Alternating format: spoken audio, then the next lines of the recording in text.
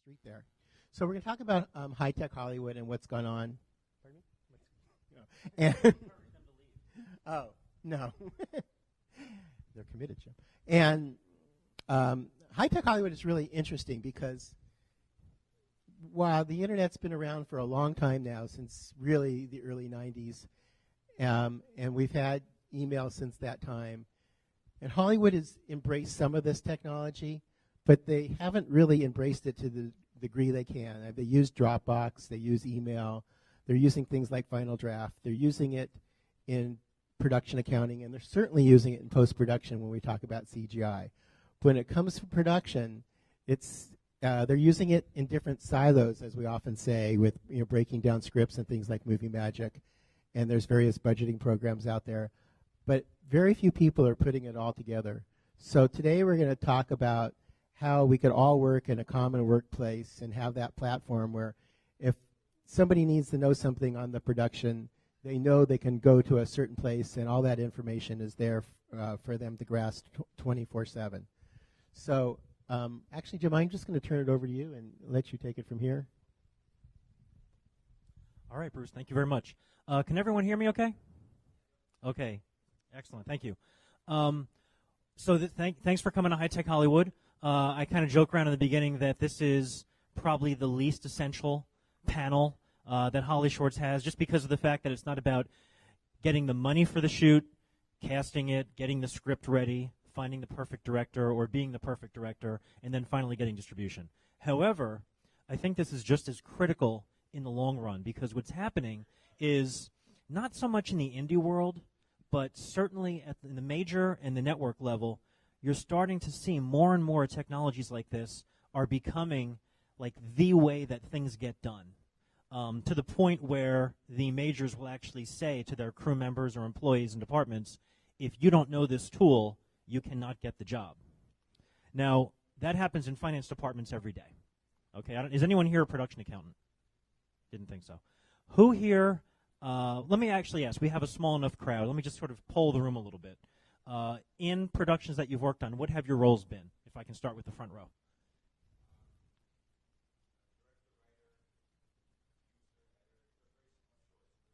Okay, so no, but director, writer, producer, so you are way above the line. You are, yeah, you're in a good spot. Okay, how many people here are directors? Or have been directors? Writers? Producers? Okay, and what about you? You're the one person who has not raised her hand yet.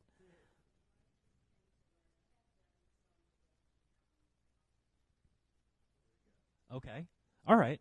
Well, here's what's been going on. Let me tell you a little story. Everyone likes a story. Especially, HollyShorts is all about short stories, so here's one.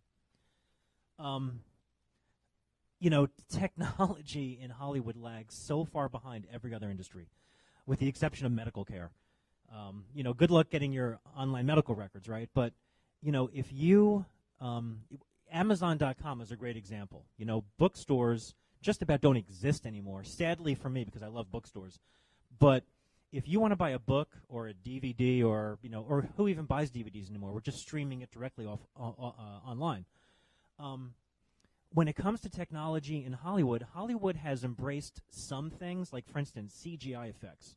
The CGI houses are churning out $100 million effects, for movies like, Total Recall, you name it. Cloud Atlas had massive effects. But when it comes down to, like, the day-to-day production, when you're a crew member or a cast member, you show up for work during principal photography. Aside from the digital camera that they're using, the latest piece of technology out there was probably made in 1995. Literally we're about 2 decades old on production technology outside of the CGI and digital camera realm. Now, what's starting to happen is, to fill that void over the past 20 years, you've seen things like, and this is the slow part of the story, so stay with me. You would see products like, Final Draft. Who here has used Final Draft? Right, just about everyone. If you've written a screenplay, you've pretty much used Final Draft. Movie Magic, budgeting, scheduling. There's Showbiz budgeting, Showbiz scheduling. There's Cast and Crew has a budgeting product. Ease, the payroll service, has their own budgeting product. Everyone has their own product. Big problem is no one's talking to anyone else. So when you show up on set or when you're in prep, you have someone who has the budget on their laptop, and you have someone else with the schedule on their laptop, and when you're actually getting closer to shoot, you have the location manager with all of those things on his or her laptop, and no one can get any information. And it drove me nuts personally. I come from the independent feature world. And when I was on these features, I never could get any information. And that was mainly because I was neither above the line nor the UPM, because those people could get the information. Because when they made a phone call, people picked up. And really before cell phones were out, it was even harder, because you really were relying on the paper call sheet that you had and the directions that were probably out of date, and it was just a nightmare. Anyway, so what I want to talk about is kind of how things have evolved and where I see them going in the future. And I'm going to use the word grid a lot today, because I really think that this is what we're looking at 5 to 10 years from now. So how many people will still be involved in film production or entertainment production in 5 or 10 years? Hopefully me. Okay. So this should be relevant to you. What I described earlier is that silo system where here's the script, here's the budget. What we're talking to the studios and the networks, and everyone kind of has their own strategy for what they want to do. And our company is Lightspeed. We're the provider of tools. It's kind of like if there's an arms race to get the best software out there, we're the arms dealers. That's kind of a cool position to be in. Although we don't, get anyone killed, that's good. But what I see happening is, rather than have like all these tools that you bring on your laptop, everything is going to go in the cloud. There are always going to be some things that we don't put up there, but you're going to start seeing more and more, like Dropbox. Bruce mentioned Dropbox. Modern Family uses Dropbox, and that's their high-tech solution for everything. And it's not bad. It's a place where you can put up files and get a synchronized copy back down to you, but it's far from a truly high-tech solution. What I see happening more and more is we're going to start to see a grid, and it's going to look a lot like the power grid. I mean, these days, when you want power, you just plug into the grid. You have you plug into the wall, you have the outlets, it's all there. The internet is essentially the grid, but you're going to see software that's not going to be about, I have my budget, and it's going to be more about, I'm plugged into the grid. And this is the production grid that Sony Pictures and CBS and NBC Universal are all a part of. And I can now communicate with them. And when I get added to a production, now, my identity on that grid has now been put into that production, and I can show up for work. And I'm getting my call sheet and the PR, and I'm doing the budget, and all that's happening on the grid. That's where I see this going in about 5 years. What I kind of want to do is, eventually I'm going to show you what we've built so far. So this is not yet the grid, but we're getting pretty close. What I'd like to do is kind of get stories from people. What, in the productions that you've worked on, what technology are you using for collaboration? Yeah, and now has anyone here heard of Celtics, the screenwriting software? Okay. Yeah, so Celtics is, anyone who has not heard of it, it's basically Final Draft Online. So you go online, it's essentially a free screenwriting software, and then you can just create your script right there. We're compatible with that. If you have a Celtic script, you can export it to PDF and import it directly here. Final Draft announced 3 years ago that they were coming out with Final Draft Connect, and it's been a long time coming, but I believe it's finally being released this calendar year. And it's basically going to be Final Draft in the cloud, and you'll be able to subscribe to the service as opposed to having to get updates, every couple of years, Final Draft 8, Final Draft 9. And it's going to, allow you to collaborate directly with other writers and with the studio, like with the people who are going to finance your film. So you'll be able to set up a little Final Draft Connect pool and then put your script, do your work, and then have other people see the updates. And in production, that's really helpful. Because in production, if you have new pages that you've been working on all night long and you need to get them in the hands of the cast, what typically happens is you email your final draft file to the production office. They have a PA that's going to be cranking this stuff out on the printer. And if you're actually using locked colored pages, they're actually switching out the stationery, which is going to drive them nuts. And then they have to run down to the set and make sure these people have all these pages. clearly, using the internet for this is a much, much better solution, right? I mean, you're going to save time, you're going to save gas and frustration. So what I'm kind of curious about, and I'm going to ask everyone, give me your suggestions. What do you see as like the perfect solution? You're on a production. It's 2020, and how do you find out where you need to show up that day?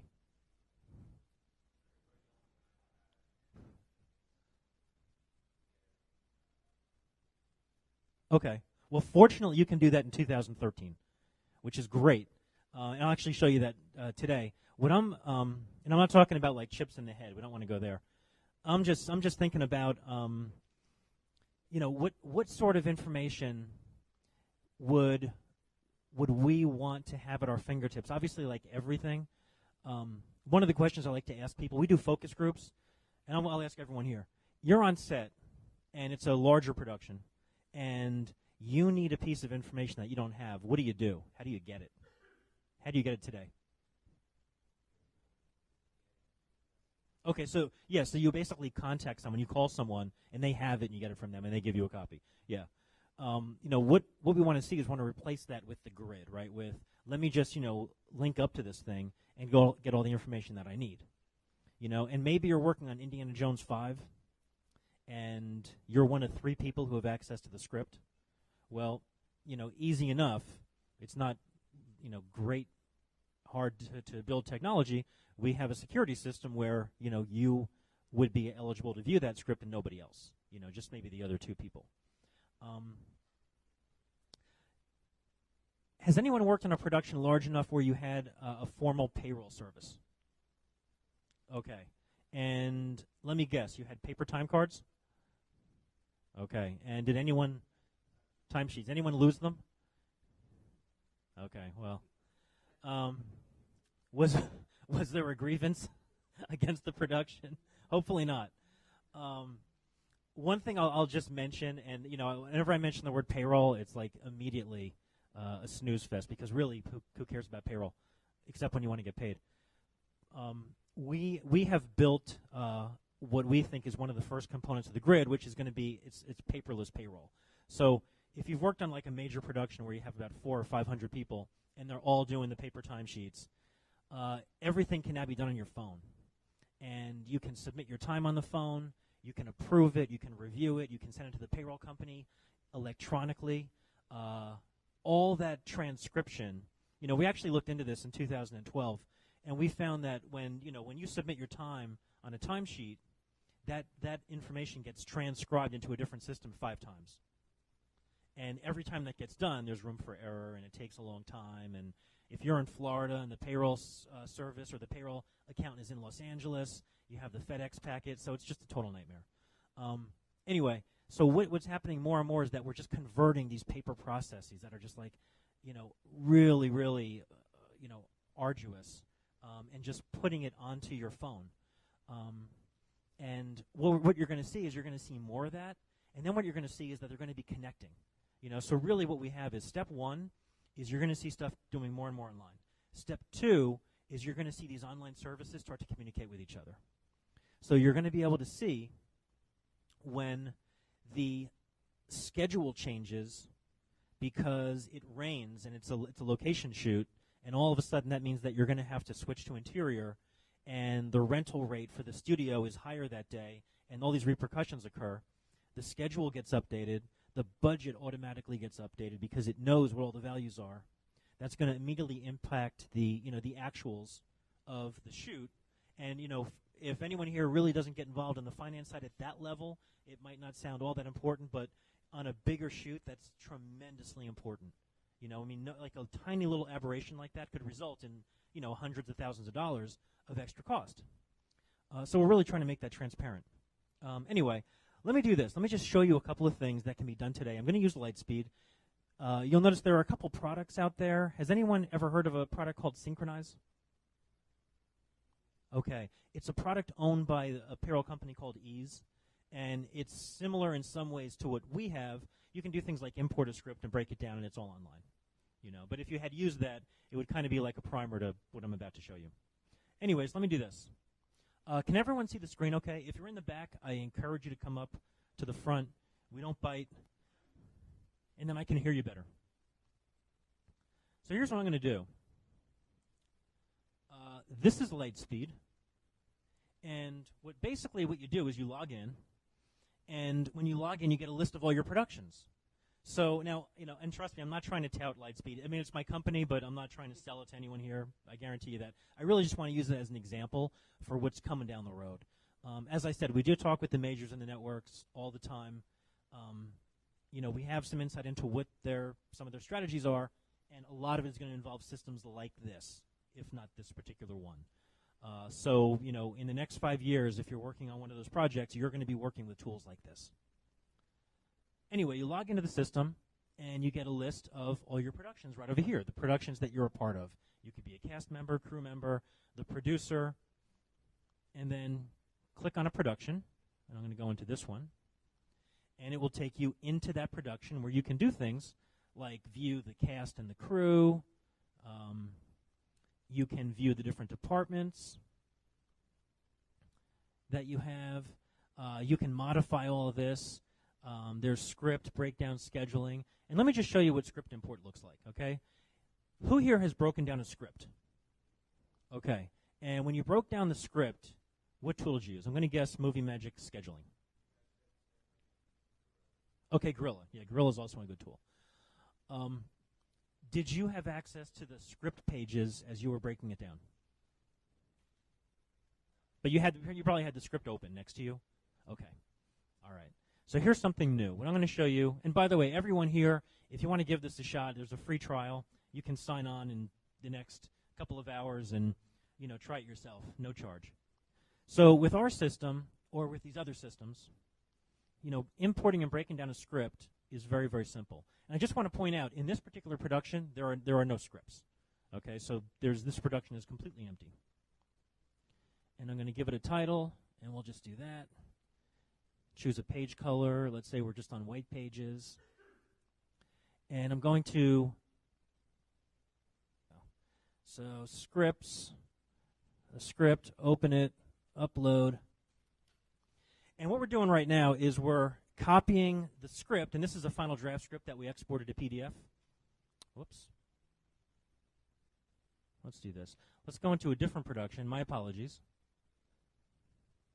Oh, yeah, that's right. We should do that. Yeah. Well, what I'm going to do is I'm going to show you a script that is in and broken down. So, for example, here's a script that has about 120 scenes, 120 pages, and this is our breakdown page. So if you're familiar with when you break down a script, the old-fashioned breakdown pages were on paper. With Movie Magic or with another one of those tools, you basically have a couple screens that you can use with the different elements. And here's what it looks like in an online system.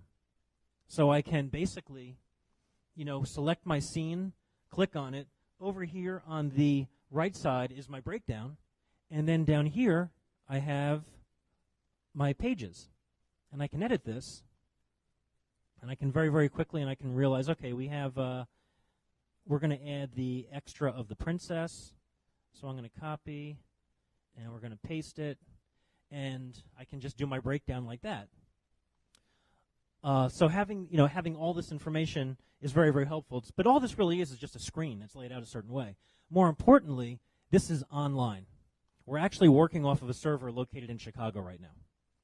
So once I'm doing this and I save my work, my collaborator who's in New York City can instantly get this. In fact, we can be logged in at the exact same time. I can have 100 people logged in at the same time, and we can be doing this work. Quick story. A couple years ago, I was working on a film, and the breakdown needed to be completely redone. And it was a 90-page script, a 90-scene script. And this is completely out of the ordinary, but this is what we did. We had 3 people. We had the second AD, the first AD, and not the director. I forgot who the third person was.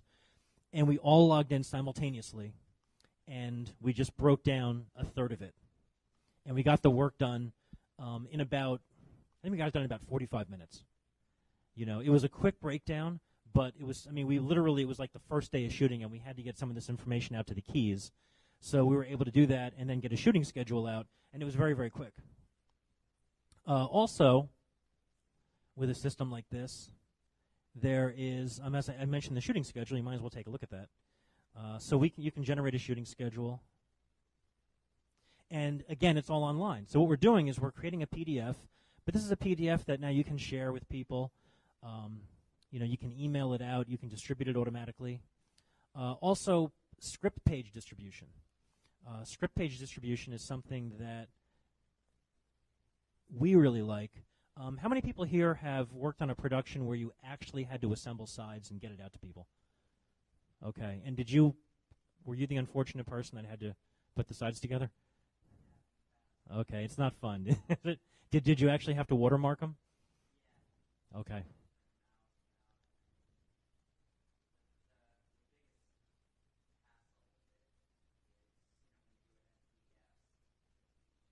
Yeah, and then you have to apply yeah. Well, here's what we do.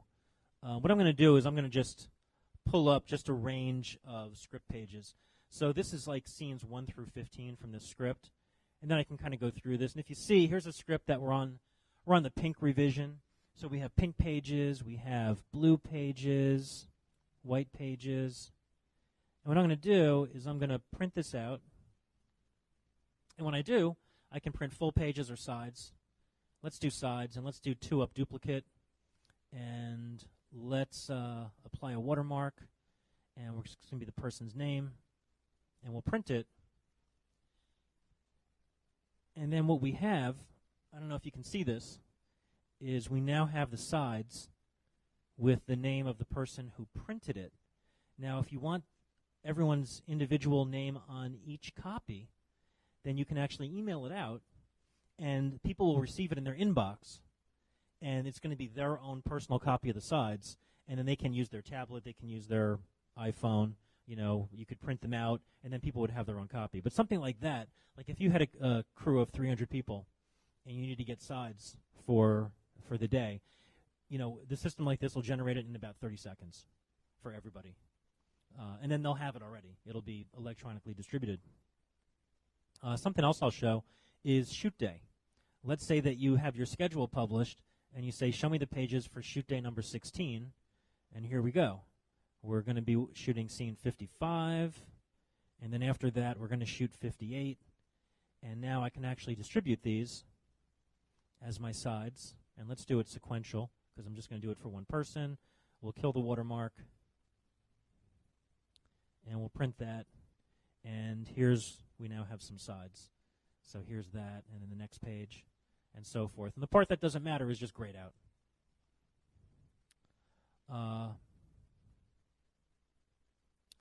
The other thing that I mentioned that we're doing is payroll. And again, I know payroll is not a very exciting topic, but we looked at the amount of paperwork that was generated by payroll in productions, and it's tremendous.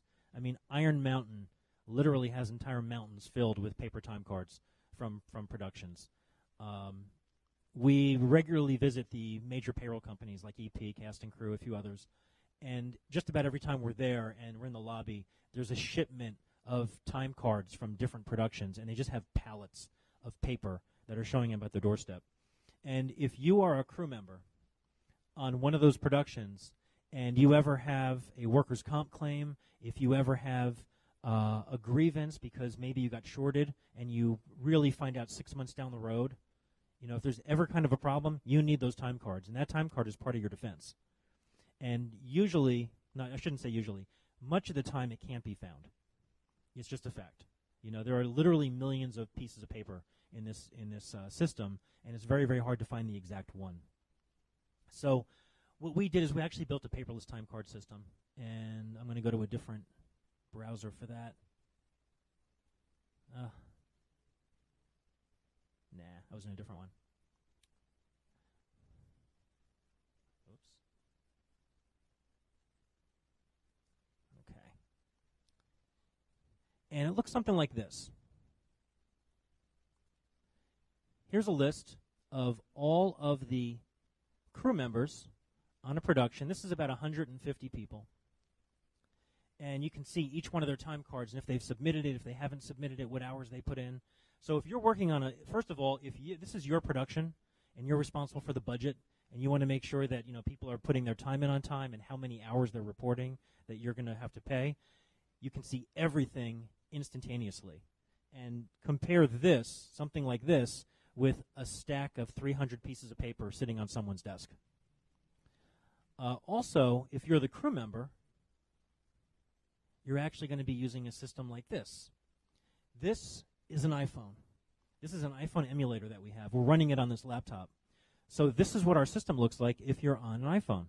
And this is what you're going to start to see more and more on productions, whether it's our system or another one, where your phone, your tablet, you just log into the system, and then you're actually going to be able to get access to all of your productions, all of your production information. And this one's taken a while to log in. And and how do you track that system now? Is it like an Excel spreadsheet? Is it a folder? So you have a spreadsheet. So you have like scene by scene, here's what I need.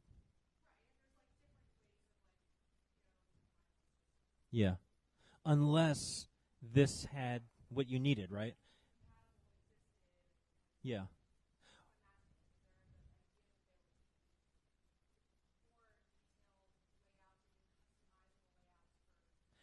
Yeah, the answer to the question is yes. We're doing exactly that. What we're doing is on our roadmap, we have things for all the keys, and we have for each department individually to have like your section, your own personal section. Now, what you're describing would probably make a lot of sense where on the main breakdown page, maybe that's for the AD. Like maybe that's where the AD does the first cut, and we have all that.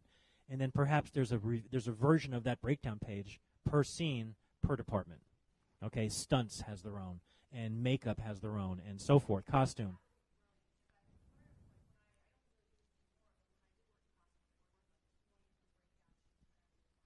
Well, yeah, because the problem right there is that every department has their own breakdown, and those departmental breakdowns are not going to be present on the call sheet or the shooting schedule. So you have the UPM looking at the shooting schedule, and it's a totally incomplete picture, right? And then I suppose, though, when you're there on set and you're shooting scene number A14, and then if something's missing, it's up to each department head to kind of be keeping track of it because there's no one common breakdown, right? Yeah. So, one of the challenges with that, because we've looked into things like that, and again, we are going to be building those things, but one of the challenges is you get into the situation where like the call sheet becomes like a 5-page document, Mm-hmm.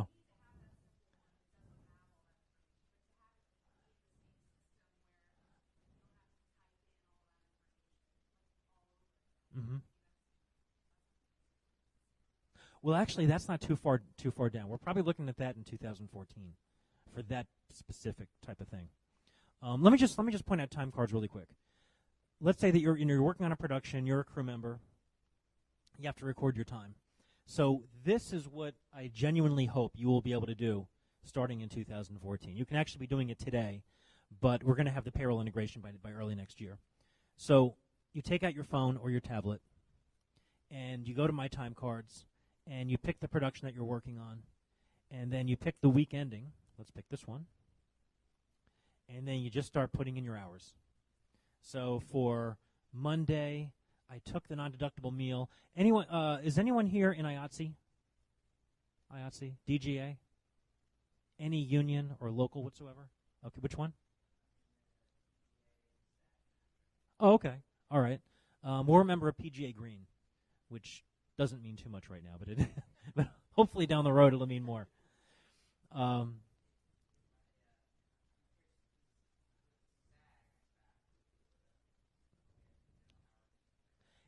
That's pretty much exactly what this is. What we're looking at is a system where this is like while you're in production, right? This is while you're doing the work day by day. So you put in the time. Now for SAG or AFTRA, you're probably not going to be doing this. The AD is going to do it.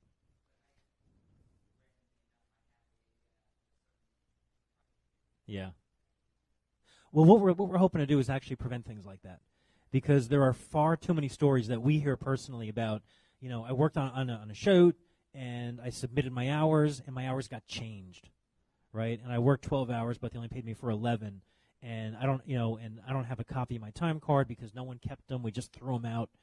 What we're looking at is basically an electronic time card. This is on your phone, okay? And it can be on your computer too. It's online, so it can be anywhere. But from your phone, you can do all this stuff. You can put in your time. Let's see, is this going to work? Yeah. So you can say maybe your call time was 8 a.m. and then your first meal, I don't know. I'm going to use 24-hour time, was 14.5. And let's say that you are just really, really bad about 24 hours. So you know that you ended your meal at 3 p.m., and that's okay because we'll just convert it. And then your wrap time was at 21. It was kind of a long day. Not too long. So 12 and a half hours, and then you can enter this. And, literally in a matter of seconds, you just put in your time. Now, the process for you recording that on this, compared to a piece of paper, not much different. But, when you're done, you no longer just have a piece of paper that you now have to hand over to someone or that can be lost or that someone can change the numbers on. Okay, this is a system where, you are going to digitally sign this thing, and it's a legal document, and now it's locked.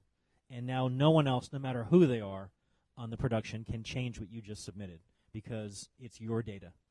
And 2 years from now, 5 years from now, if you need a copy of this time card, you just pull out your phone and you can get to it because you'll have access to your entire pay history.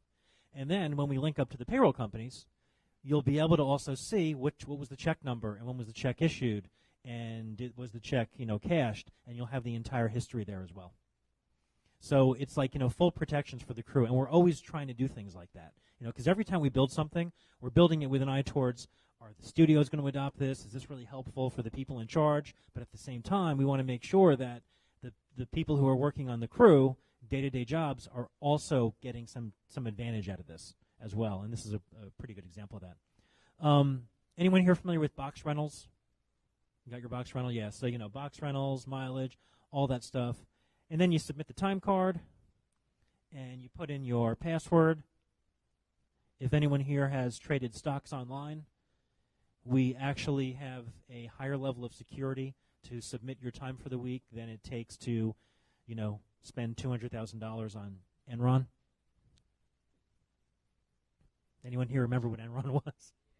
Yeah, I had Enron. So it stung. Anyway, so the time card has been submitted. And now if I go back, and I happen to be logged in as a payroll accountant, and I can just go ahead and take a look at week ending 8/17, and I should have a time card that's been submitted. And there it is. This is the time card that we just submitted. So 12 and a half hours on Monday.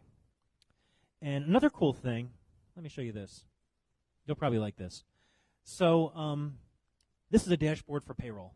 Okay, so here is a list of time cards people submitted for week ending 8/10, and I can click on one of these and I can get like real-time metrics about how their hours compare to the rest of the crew in the department, and we can do budgetary comparisons like how many hours did they submit versus what we had budgeted. I can click over to his time card really quick, but also I can hop over to the production report, and I can say I want to see the production report for Thursday because I want to get some information from the back page about the hours that the person, that it was recorded by the AD. And so I want to see that. So all this information is now no longer in all these different documents on people's laptops. It's all online. It's all together. And another thing is, theft occurs, things break. I've worked on a couple productions, 2 in particular, where the assistant director actually lost a laptop. In one case the thing was stolen, and the second case it just broke, and we were without the at the time the schedule, so we had to go back to old copies and then redo it, and it was it's just a headache. So when you have everything online, it's a lot easier, and also you can just get it with your iPad as opposed to have a special program. Something else I'll just mention about this and about others like this is who here uses Google Maps? I use Google Maps all the time. I love it. And the cool thing about Google Maps is, and for me, like I have like a little jogging path, and it's like 2 miles. And every once in a while I change it, and I have that distance tool so I can find out, hey, if I go around this block, it's like 2.3 miles, and now I'm getting even healthier. But with Google Maps, the way it works is like you go to it, and it's just there, and then all of a sudden there's like a new checkbox that appeared, and you're like, oh great, I can do this new thing. Like now I can zoom in and look at the inside of the Vatican or whatever the feature happens to be. Well, that's how tools like this work. It's kind of like your electric grid where you plug into the thing and it's always there, and then you can get what you need, and every once in a while they change and upgrade it, and when they upgrade it, everybody benefits. And I think that's a much, much better model than, hey, I have a copy of, Scheduler 2000, and now I have to upgrade because Scheduler 2013 came out, but 2013 costs $500, and I'm still stuck on 2000.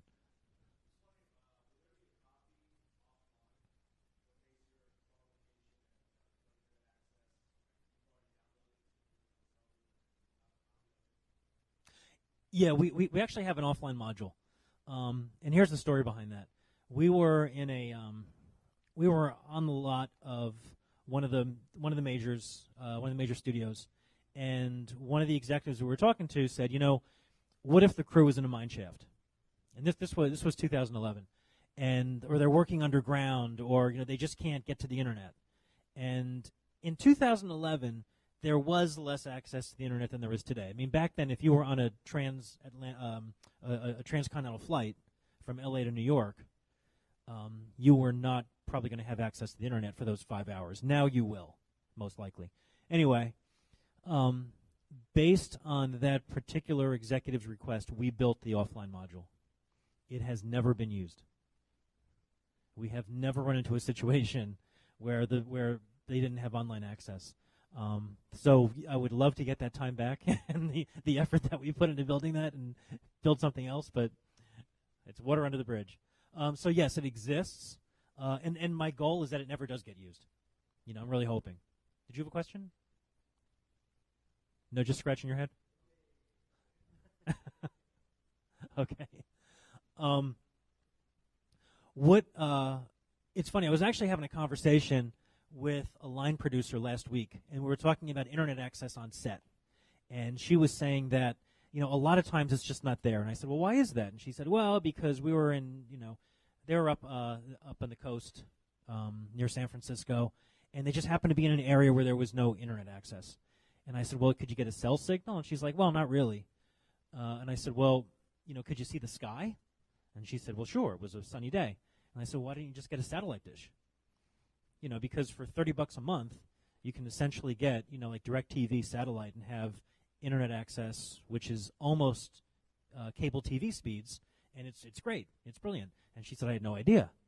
And that's something that I always try to kind of communicate out to people in the production community, which is it's so easy to get internet just about anywhere on the globe. You can be in the middle of Tunisia, and as long as you can see the sky, even if it's cloudy, when it's cloudy, DirecTV still works, okay? As long as you can, point and hit a satellite, then you're fine. With our system, internet, cell phone, we don't care. As long as you can get somewhere, then you can get to our stuff. And one of the things that we actually considered doing, just to kind of counter that argument, was offer people like a van that we equip with a satellite dish on the back that automatically adjusts to point to the right line of latitude or whatever it is, and then just say, here you go, use the van, for dirt cheap, and then you'll have access to everything. They're extremely small. In fact, take a look at this. Here, let me go back to our home page. How simple is that page? I can tell you right now that each one of the graphics, the buttons, is probably less than 1K. And we just reused the same graphic over and over again, so you only have to download it once. And we kept it really, really clean. Because one of the things that we learned, we've been doing this for about 2 years. One of the things we learned is that when you introduce a new tool, a new piece of technology, that's not like completely essential to the person's job. Like if you're the DP, you better understand how the red camera works, right? I get that. But, if you're a crew member and you're like, well, I have a piece of paper that I can fill out my time on, or I can use this phone thing, it's not that big of a difference to me necessarily. Once they have a grievance and need access to their stuff, then they're really going to appreciate that they have it on their phone. But before that happens, they might not get with the advantages. We wanted the learning curve to be 0. We basically designed these screens to be as simple as possible. There's no window dressing, no elaborate graphics. It's very, very simple and straightforward. We showed it to a number of people, had them go through it with a beta, and no one got lost. I mean, there were 3 buttons up here, essentially. Where do you want to go? Oh, I want to submit time. Well, let me go to my time cards. And then, pick the production. So it's been really, really simple. But to kind of get back to my overall theme, which is, how this technology is changing things, I do genuinely believe that, within 5 years, you're going to be seeing like this network of different systems that are just communicating with each other over and over again. And whether you're working at NBC or CBS or even in the indie world, you can have your own independent, it's $150K budget, but you'll have access to these tools because just like with digital cameras, 12 years ago, the indies that I worked on, we were shooting on film. And if we had to do a lot of takes or if we had a problem, it got expensive quick because development costs, the cost of the actual footage and all that, now that's just much, much cheaper. Tools like this are just amazingly cheap. I mean, it's like it's running on a server somewhere, somewhere in the country. And, what does it cost? This will cost you, about $1 per crew member per month. So, if you had how big was your really small crew?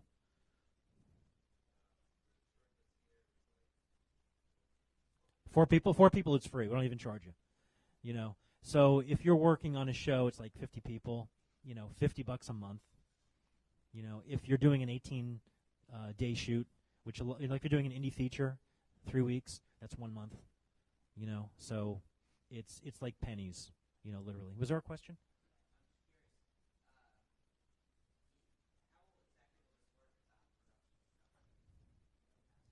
What will happen is it will look like this. You'll log in with your account. Oops, my session expired. And then you're going to have access to all of your productions. So, exactly. And once they're inactive, they might go into the inactive file, which just doesn't show up on your active list, but you can always get to it. As long as you were given access to those scripts and you still had access to the scripts, you can go into the production and get access and get a copy of the script. Now, it is possible for the owners of a production to shut it down. Let's say that you have a production, you're like, I don't want anyone to go in here, I'm going to lock it. You can lock it down, make it read-only, and only give yourself access to it. And then if you wanted to turn it back on, it's a couple of mouse clicks.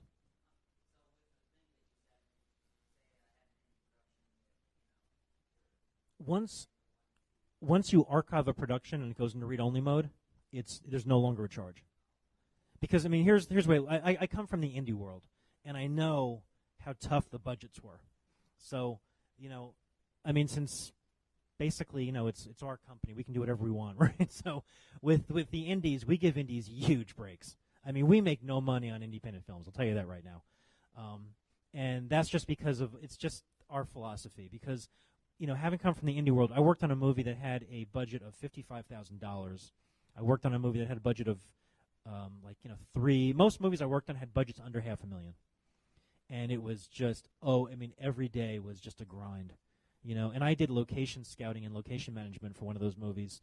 And, we had to get a department store, and every department store wanted $5,000 to shoot for 2 days. And we finally found one in East LA that would let us do it for $100, and it wasn't Macy's, but, it worked. And I just know how tough it is because you spend so much effort and energy into just, if I had an extra $1,000, the problem would be solved. But I don't have the $1,000, so we're not going to be the people that drain the $1,000 away from you. We're basically going to, give you this tool, a tool that the professional community has for much, much, higher cost, and you have it for pretty much cost.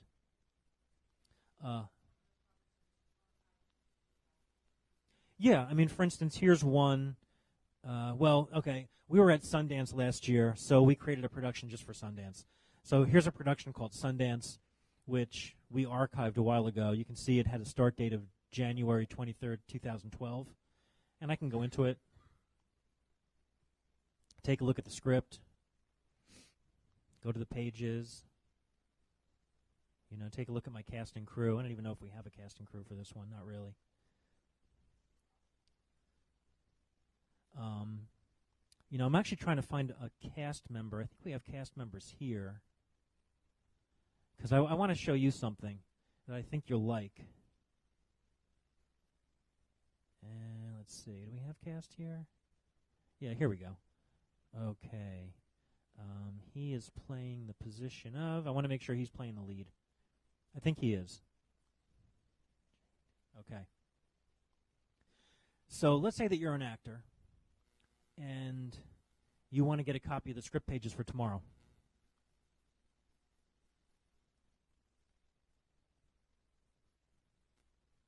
All right. So we'll go into the production, and we are going to go to the script. And I'm pretty sure that this guy is playing the lead character. And actually, let me check that. Let me double check. Script elements. Merlin, played by. Yep, played by him. Okay, good. So we're going to go to the scripts, and we're going to get the script pages for, I don't know, shoot day 19. Oh, I'm sorry, shoot day. Shoot day 19. And there we go. And now I'm going to highlight my lines. So I don't know if you can see that. It's in yellow. So we automatically highlight his lines. We know who he is. We know what role he's playing, or roles. We know we have the script completely encoded line by line. We know what character, what line of dialogue, and all that. So we just connect it all. And then if I print this,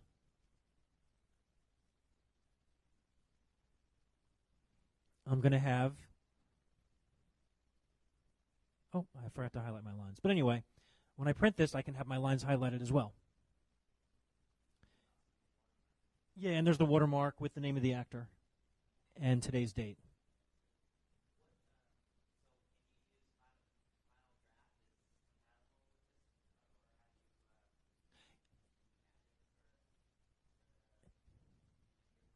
Yeah, what you can do is if you have Final Draft 7 or 8, if you have Final Draft 7, if you export it to Tagger, I don't know if you ever use Final Draft Tagger. Yeah, and Tagger's a great product. Absolutely. Yeah, but if you use Tagger, then we'll ingest Tagger. If you have the Tagger file, we'll take it all in. So if you broke it down already, it's done. We'll just take it. Final Draft 7 had Tagger 1, so if you use Tagger, we'll read in the file. Final Draft 8 is a different file format. It's the FDX. We'll just read that right in natively. So you can import FDX, and we break it down. And then if you're using something else, Celtics, what is it, Movie Magic Screenwriter, whatever other ones are out there, export to PDF, and then we'll import the PDF. Yeah, and I know that I had that problem before, but I think I know what the bug was. So I'm going to be brave, and I'm going to try to import another script. Yeah, I mean, what you would officially have to do is you have to re-enable the production. There's a minimum fee of 1 month because it's month by month. So let's say that you had, a 75-person crew. So it'd be like a $75 charge, re-enable it, make it write access again. But the fact of the matter is, with a small indie, if you call our customer support, we're going to turn it on for you. I mean, if all you need to do is like, can I just make one change and then make it read-only? We're not going to charge you for that. We'll help you out. So what I'm going to do is I'm going to show you how easy it should be to import a script, and let's see if it works this time. So I have this script called Merlin that I like to use over and over again. There it is. Open. So this is a PDF. It's an export from Final Draft 8. Upload the file. See if it works. Well, it worked. And then I can include script text and my scene elements, so I'll continue. And now what we're doing, this little thing on the bottom, we're going through 120 pages, line by line, and figuring out what every line is. Is it a character? Is it a scene header? Is it dialogue? Next. Now, bear in mind, there was no script in this production. So in that time, parsing it out, we determined all the scenes. And then for a given scene, we can see if there are any characters in it. So, It does some of a breakdown. We break down characters and sets. We can't figure out what are props, greenery, that stuff, because a word like gun might be a prop gun, or it might be the verb where he guns the car. So we're unable to do that. It does interior, exterior, day, night, and page count. And we also auto-populate the synopsis. So now I'm going to go to the breakdown page, and I'm going to click on this scene, and here's what we have. Here's the script pages for scene 3. The breakdown currently just contains a single character named Alden. It's exterior, festival, night, and the synopsis is fire silhouetted figures dance around a pair of bonfires. You can go in here and change this, make any changes that you want, but we pre-populate. The ADs and line producers that we work with who do a lot of breakdowns, they love that feature, because otherwise they have to type the synopsis. What we do is we just pull the first sentence from the scene, and we found that like 90% of the time it actually works. So why not? One of the things we found, and we have a lot of like people who have been in the business for like 30, 40 years, they like this, but they also have reservations about it. And here's what one of the reservations is in the old days when you had to break everything down on paper, it forced you to learn the script because it took, X amount of minutes or even hours to get through the whole thing. And just through like repetition and memorization, you would realize that, scene 53 is the one with the horse. And we're probably going to have to part that out into like 5 different scene parts. With something like this, you didn't even read a single page, and you have your initial breakdown, right? So, I like it, but I don't break down scripts every day. So, however, studios are expecting you to get the breakdown done, where they might give you 3 days before. Now they're going to give you 1 day, because they expect you're using a tool like this. And something else is that, with something like this, you're hired by the, the executive at one of the studios, and they're like, okay, break it down, and when you're done, let me know so I can log in and take a look at it. So expect to see a lot more of that going on. I think Movie Magic scheduling is still being used primarily throughout the industry, but I have a feeling that's going to go away. I think it's probably close to end of life. I don't want to really show you. Let me show you this. So just to kind of round it out. So we have, things like a production calendar, strip boards. Here, let me do this. Let me actually create a schedule really quick. So we'll do an auto schedule, and we'll order it by set and day, night, and then we'll do a 25-day shoot. And that moves all our strips over here, and I'll return. And now we have a strip board, and that gives us our shooting schedule. And then if I go back to the production calendar, we can see exactly what days we're shooting on what calendar day, what scenes we're shooting actually, and that goes into September of 2013. And there you go. So you can just quickly kind of slice and dice the scripts and put it out. But no, go ahead.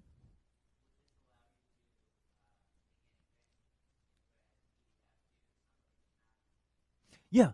Oh, absolutely. In fact, let me go to a different production. So if you want to send someone a PDF of, let's say, the script, the whole script, you would probably do it from Final Draft. But if you wanted to do it from here, then you can go to the script, and I'm going to choose the yellow revision. And I'm actually going to use yellow for the production. And now what I'm going to do is I am going to print the entire script, and we're going to ignore the watermark, but I want to do page coloring, and I want people to see what the page coloring is without coloring the whole page, so I'm going to do a little strip. And now when I print that, it looks like this. So we actually built this feature because I got fed up with watching the PAs switching color stationery in and out of the printer. So what we actually do is do a strip, and then what you can do is you can use white paper, and as long as you have a color printer, then we just use a little bit of ink, we print down the side, and if you're still on paper pages, when you distribute those pages and people reassemble it, you have the rainbow look on the outside where you thumb through it, so you can find that. But everything else is white, and honestly, it's easier to read the pages when it's white. Absolutely. I mean, this is a PDF. You can email this to the world. And this one's not watermarked, so that you can email it to TMZ, and no one will know. But I mean, going forward, let me see what time it is. Okay. I mean, going forward, what I like to do is I just kind of like to share, technological changes like this are coming to the set.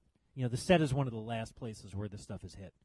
As I mentioned, we have CGI, we have the great digital cameras, but you're going to see more and more things like this, and it's going to be like getting online, getting into the cloud, and collaborating with all your coworkers. Because film production is really, really unique. You essentially create an LLC. You invite a couple hundred people who have probably never worked before to show up one day in a strange place and immediately have to work together nicely and share information, and then in a couple weeks or months, they all go to the next project.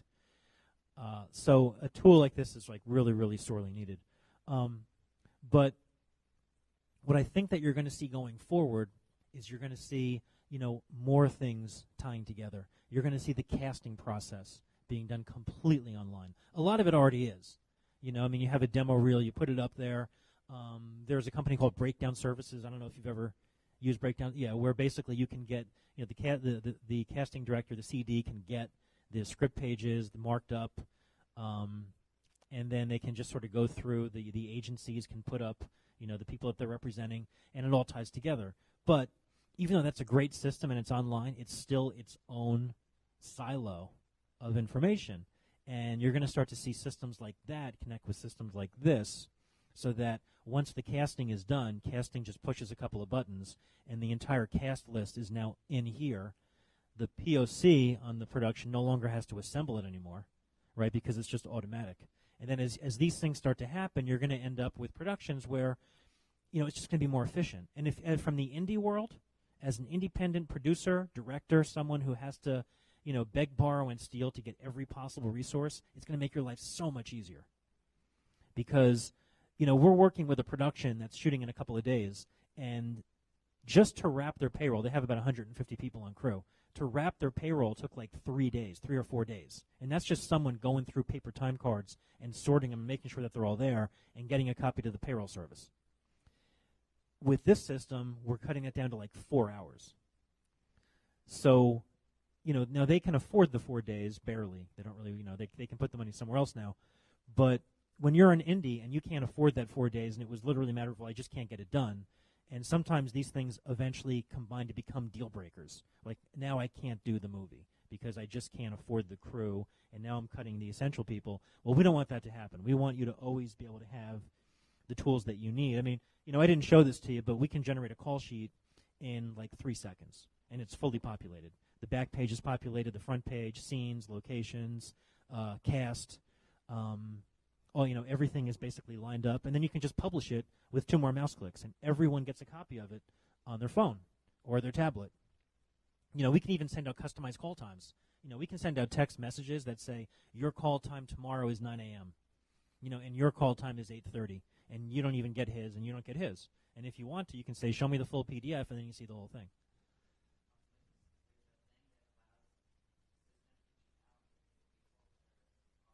Yeah, email and text.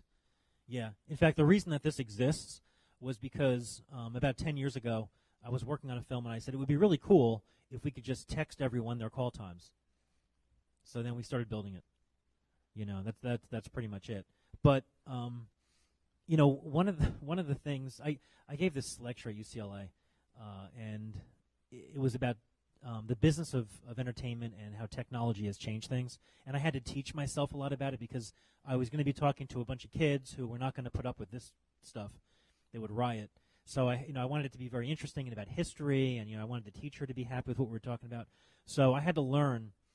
I basically went through the past 150 years about how there was a technological breakthrough and how it totally revolutionized an industry. The music industry was perfect. I mean, the music industry, is anyone here in the music industry in any way, shape, or form? I used to work at Universal Music. Well, may I ask what you do? Oh, okay. Actually, you're on the creative side. I'm glad to hear that as opposed to the business side. It's not news to anyone here that the music industry did not embrace the internet properly 10 years ago.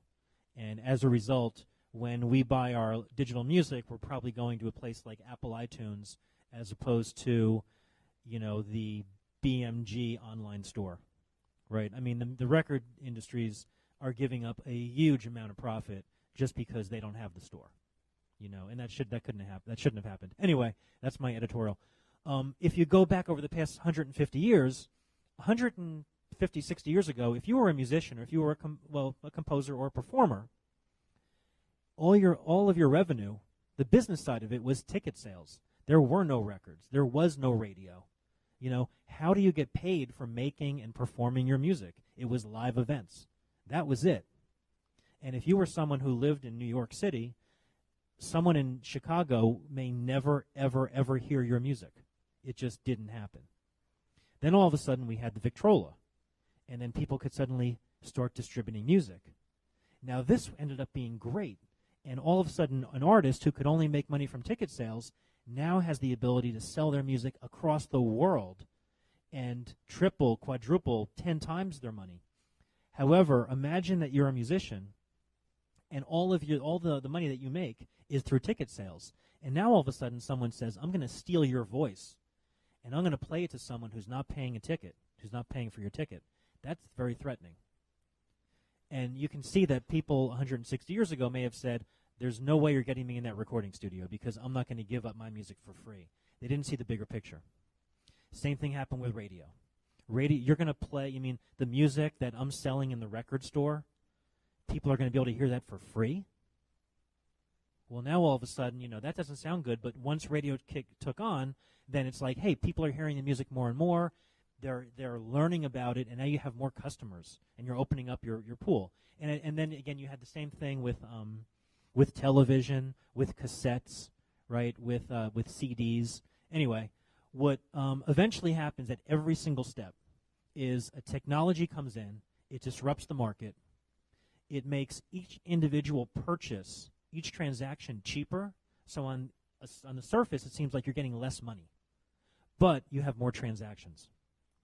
And this is not that kind of a thing. We're not helping you sell, but I actually should mention that we're now seeing online distribution models for indies, right? Obviously we have things like YouTube is a no-brainer. You can put your thing for YouTube for free, and there you go. But there's also iTunes. It might not be very easy to get your thing onto iTunes because you have to go through a distribution network. There's also something called chill.com. Has anyone heard of Chill or seen it? Okay. I had the opportunity to get a tour of Chill from their CEO, and he was sharing exactly what their plans are, what they're doing, how they're changing their model. And they actually announced something very recently. It's public, so I think I can talk about it, where they're going to allow you to set up a online portal, a home, for your in-production film, and you give your future customers, your fans, behind-the-scenes access. And I think that's brilliant because, fans of movies, I'm a huge movie buff, so, behind the scenes is always really cool because you can always see, okay, here's how they did that, or how did they get that shot, or, hey, we just got a great new casting decision and we got this actor and now this person's going to be in it. And you can now, it's basically having this feed online. And you can build this yourself right now, or you can do it through Facebook.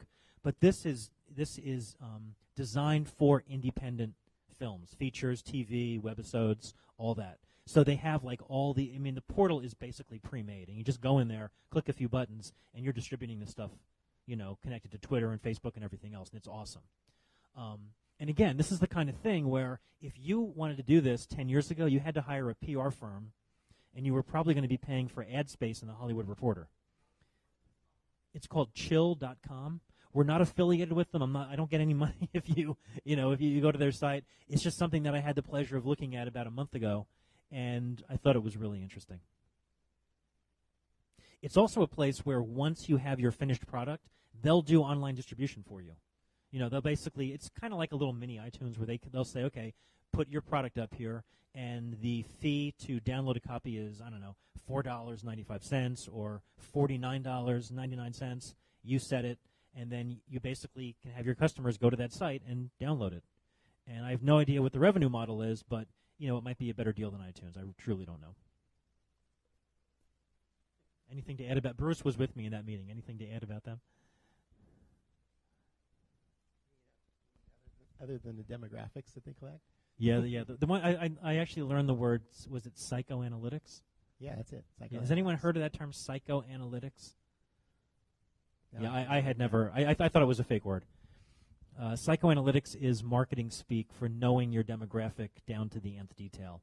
And that's one of the things that they let you do, because you have my film is in pre-production, here's behind the scenes, and as people are looking at it, oh, these people are from Spain, or these people are, because when they sign up, they have to tell you how old they are and their gender. So our demographic in the 4 quadrants is skewing, males under the age of 25. So now when I finish my indie and I want to get it out there and I talk to distributors, I have this information in my back pocket about who's most likely to see this movie and what markets we should address.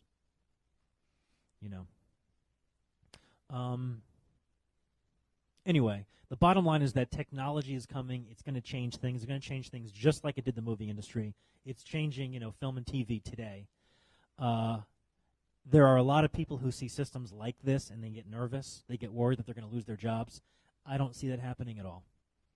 The way that I look at it, I think good technology, it takes away the drudgery, but it never takes away the responsibility. And you're always going to have the responsibility. And also, these are all dumb machines. They can never replace the human brain, so, always bear that in mind. But any questions with anything that we covered or any comments, any suggestions? Would probably have, you see, cast is a tough nut to crack. Crew is very easy. Crew is extremely easy because here I'll cut to the chase. Here's why. Cast members typically don't fill out their own time cards. What usually happens is, first of all, there's the union time card. There's the Exhibit G or the Exhibit A, depending on if you're SAG or AFTRA. That's filled out by an AD. And then at the end of the day, the AD is probably going to ask you for a signature to sign off for that. There are many cases. I've heard a rumor. Yeah, and I've also heard a rumor that sometimes those signatures are forged. I don't have any specific examples. I think we've all kind of seen that. Did you have a comment about that?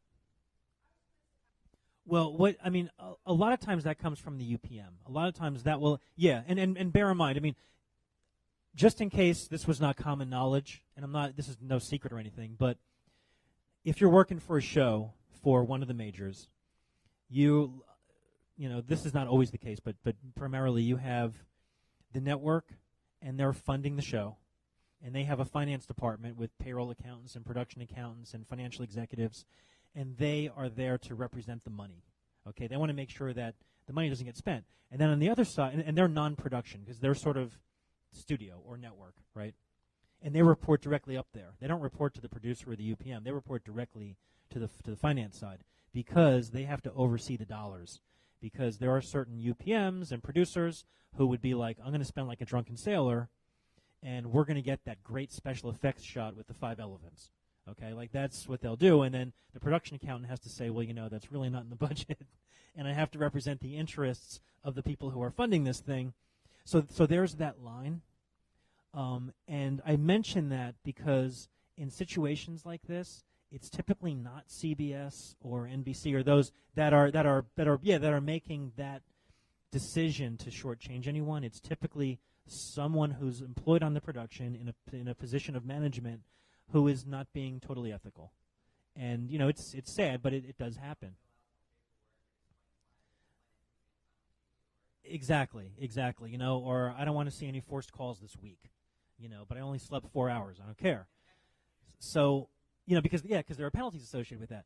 What you're seeing now, who here has worked out of state on a production that was there for the what are those things? The incentives, the state incentives, right? Probably everybody. And if you haven't, you will be one day, I guarantee you. And the incentives completely change. And if you hire local labor, then they get the incentive, they get the tax credit for that. Well, I've heard a rumor that occasionally you'll have someone who lives in Los Angeles who goes out to one of those states and is told, you live locally, don't you?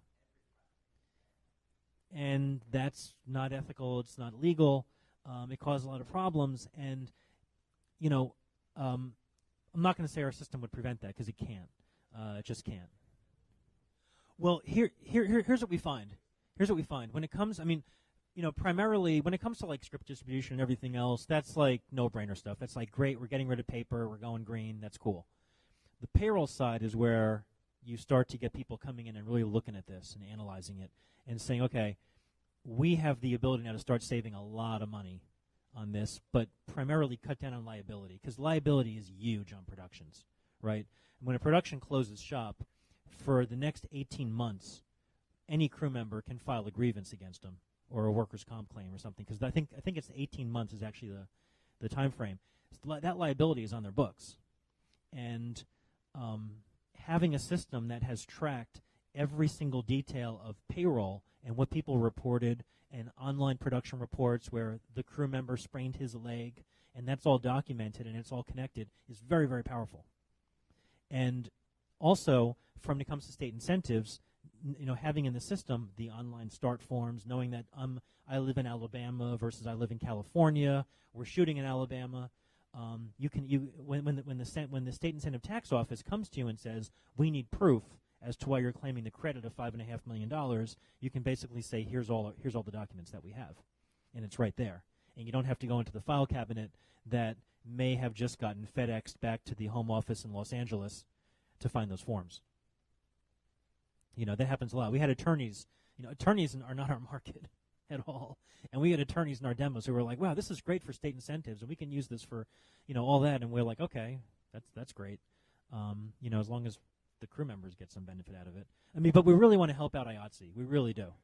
Well, what would happen is when you fill out your electronic start, you know, I mean, we're not like the nanny state. We're not like trying to impose or force you to do things a certain way.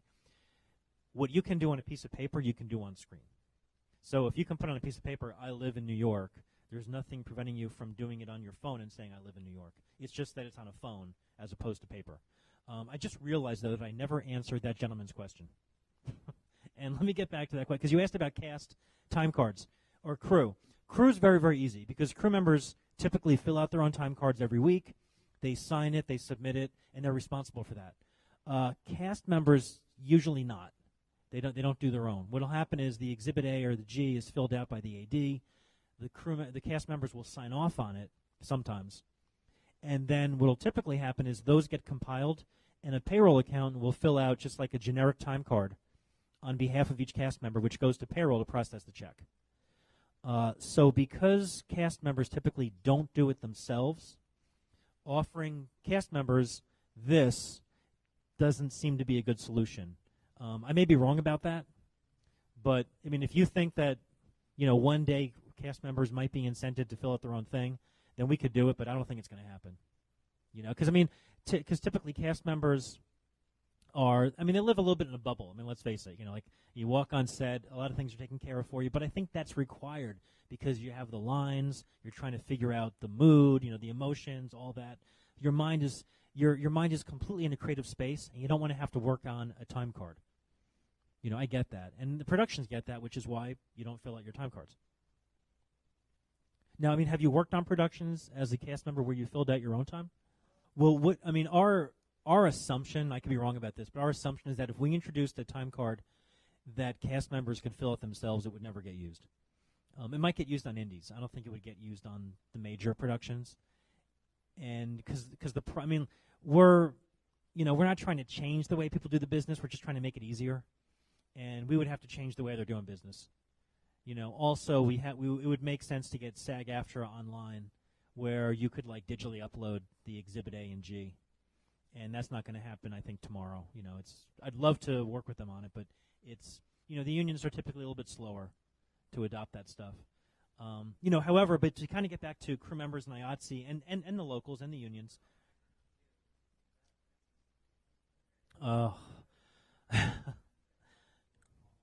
Yeah.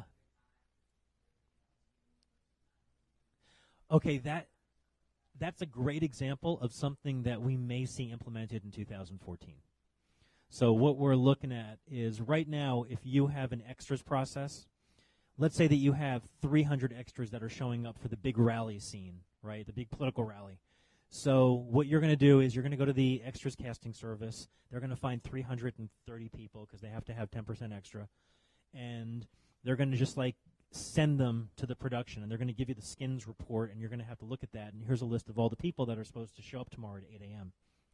And then an unfortunate PA is going to be doing what the ADs are supposed to do and check everybody in. And then they're going to have to get the extras voucher, and they're going to have to specify, oh, I was in the room where there was a cigarette that was being lit, so I get the smoke hazard extra pay. And all these things are going to get checked in. And then also there's going to be validation of identity, right? You have 300 people. Let me see your driver's license. Let's fill out the I-9. Let's go through, this big rigmarole with all this. It's immensely manual labor intensive, and there's tons and tons of paper involved. We're looking at an online extras voucher system, but it's immensely complicated because of the fact that we have to get the extras casting agencies on board so that they can automatically just send over the information. Our system can ingest that list, and then we can also give you a mobile ID swipe, which actually is the easiest part of it. You can get one of those Foursquare things or whatever it is that plug into your phone or tablet, and then just swipe driver's licenses and say, okay, John Smith, you're in, good. And then he has an online extras voucher or paper. It could be either one. And then at the end of the day, and you can also check people into certain sets, right? This is the set with the smoke. So these 100 people are going to go in there, and these 200 are on the outside, and only the 200 that swipe their ID to go in get the hazard pay for the smoke. And right now it's the honor system. Let's face it. And then also there's the issue of people who will show up and get checked in the morning and then go down the street to Carl's Jr. for 12 hours. And then they come back and turn in their voucher. So we're trying to, fix that as well. So, extras is something that we want to address, but it's just very difficult because there's a lot of work involved in doing that, and we have to get probably 2 other parties tied in. Yeah, no, absolutely. And that's the thing. There's a business case to it, which is, okay, we build this thing, and let's say, I don't know, we spend $600,000 building this thing. What do we charge a production? Because when we're going to say, oh, the extra voucher system is only going to cost you $50, they're going to say, we're not going to pay $50 for something that we can do on paper. So that, we have to kind of overcome that too. Well, and actually, that's something else. You're talking about meal penalties. How many people here are familiar with the different IATSE rules or even SAG rules for how to calculate what your time card is worth? Has anyone ever read one of those contracts? Unfortunately, I have. Yeah, right now there are approximately 52 locals with IATSE. Then there's DGA, there's SAG, AFTRA, and for each one of those organizations has different contracts based on is it television. If it's television, is it first season, second season, third season? What's the budget level? What are the rates? How are the rates going to change? Is it new media, or there's another name for that? I keep forgetting what it is. But anyway, if you're a payroll accountant, you're being paid to know how to compute all that. And if you're really doing the low budget indie, you're probably non-union. Or if it's you and 4 of your friends, no one's getting paid. But ultimately, if you start to get a little bit bigger, and a friend of mine got into trouble with this, get a little bit bigger where you now you're hiring union and you have to actually pay them as per their rates, you will get sued quick and a lot unless you're making sure that you're computing what their dollar gross amount is exactly. And one of the things that a system like this can help you do is, we don't have it yet, we're going to have it by the end of the year, is all of those union contracts are going to be in the system. And then someone basically says, I'm local 52, New York, I'm working in Philadelphia, we're within 30 miles of the Liberty Bell, which is a rule, and I worked this many hours, and it was Columbus Day, which is a holiday for Local 52, and here's my rate. And then you literally just press 3 buttons, and we compute the whole thing. So there's the gross. And therefore, because a payroll accountant that can do all the union stuff is not going to be cheap, and an independent film is not going to pay for that level of expertise. So they're going to hire someone who has an accounting background, who's going to be overwhelmed with this. They're going to get it wrong, and then you're going to just run into a bunch of problems. Yeah, and something to think about is, let's say that because I was talking about the grid earlier. Let's say that, you have your production and it's on the grid. Okay, so your production's online and you have the information. You're using a tool to automatically compute the gross, so you're saving a bunch of money there. And then you're going to work with, I don't know, payroll company XYZ. And payroll company XYZ has their system connected to the same grid. So now you can press a button and you export all your payroll directly to them, and they just start cutting checks. And that doesn't exist today, but I guarantee you it's going to exist within about 4 months.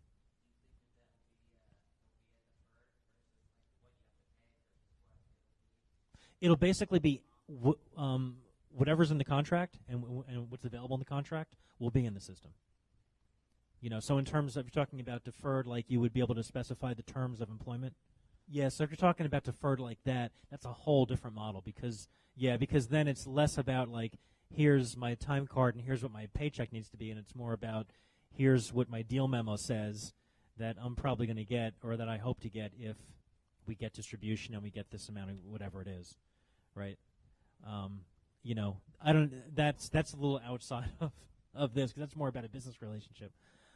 That's okay, but really, I mean, if you walk away with anything, I just want you to be aware that tools like this exist. Expect to see more of them. I think that they're going to become a requirement. There's a product on the market called Crew Cards right now, and there's a network that it's basically a time card system, different from this. It's not online, and there's a network out there that basically requires you to use it. If you're on one of their productions, you have to use it. And if you don't use it, you basically get let go. And I think you're going to see more and more of technologies like this on set, and involved in the creative process a little bit. And it's just good to be aware of it. If you're a filmmaker, producer, director, and if all you're doing is screenwriting, then you can probably just get away with checking out the latest version of Final Draft Connect. But beyond that, I think you're doing yourself a favor to just know what's going on with entertainment technology and entertainment production technology, because it's changing rapidly, and this just happens to be the time. Like, this is the time period right now. 2010 is going to look a lot different from 2020 when it comes to stuff like this. And that's pretty much everything I have to say. But if there are any other questions, I would like to open it up to additional questions. Anyone? No, so I was just going to say, if this interests you and you'd like to learn more, we encourage you to use our free trial. Our free trial is good for up to 5 crew members, and it never expires. So you can have it there forever and ever and ever. So if you want to break down a script, this is a great place to break down a script for free. You can even schedule it. And then if you do expand and you have like a real production where you have 25 or 30 people, then you can just go into the paid model, which is going to, like Jim said, it's about $1 per person per month. But what I'll do is I'll hand out my time card, mainly because it has our website on it, and you can go there and you can sign up for free trial. And it's Lightspeed EPS. Here, I'll give you a card if you like. Yeah, so EPS stands for Entertainment Production Software. So thank you all for coming. We really appreciate you being here. Yeah, thank you very much.